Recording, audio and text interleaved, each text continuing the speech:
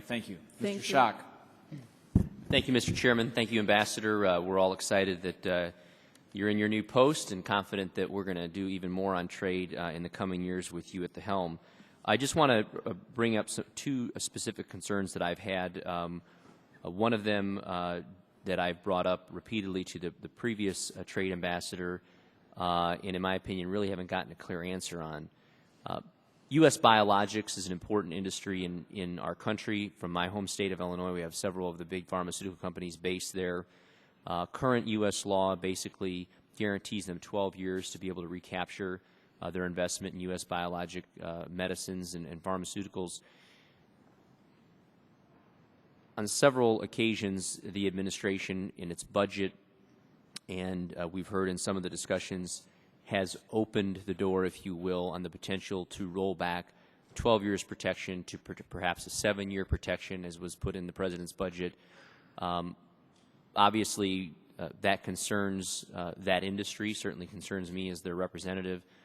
If we're going to change current U.S. law, which protects them up to 12 years to 7 years, which would be about more than a 50% reduction in how many years they can recapture their earnings or their investment. Can we get some answer from you on whether or not that's still a position the administration holds, or is the administration's position going forward that they're going to negotiate trade agreements like they did in Korea in TPP that upholds current U.S. law, i.e. the 12 years?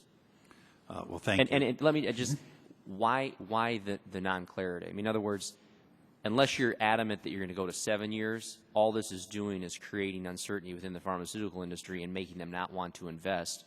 If we're going to stick to current law, which is what we did in Korea, moving forward, and it's current U.S. law, by the way, and I don't know how we agree to a trade agreement that isn't consistent with U.S. law. Let's just say that so we remove the doubt and we can move on to other important things.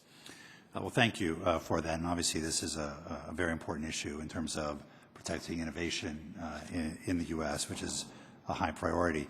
We're currently engaged with our TPP partners in discussing how U.S. law works, the distinction between small molecules and biologics, the time frames that are in U.S. law for each, and beginning that process of consultation with them about why U.S. law operates the way it does.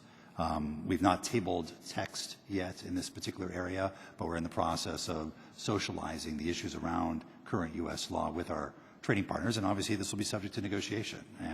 But at the current time, our focus is on educating our trading partners as to what's in U.S. law, why it operates the way it does, and how it operates. Do you believe you can negotiate a free trade agreement and agree to text that's inconsistent with current U.S. law? Well, I think what we need to do is to achieve the highest level of protection possible for our innovative industries. The first step in that process is educating our trading partners about what's in U.S. law and why it operates the way it does. All right.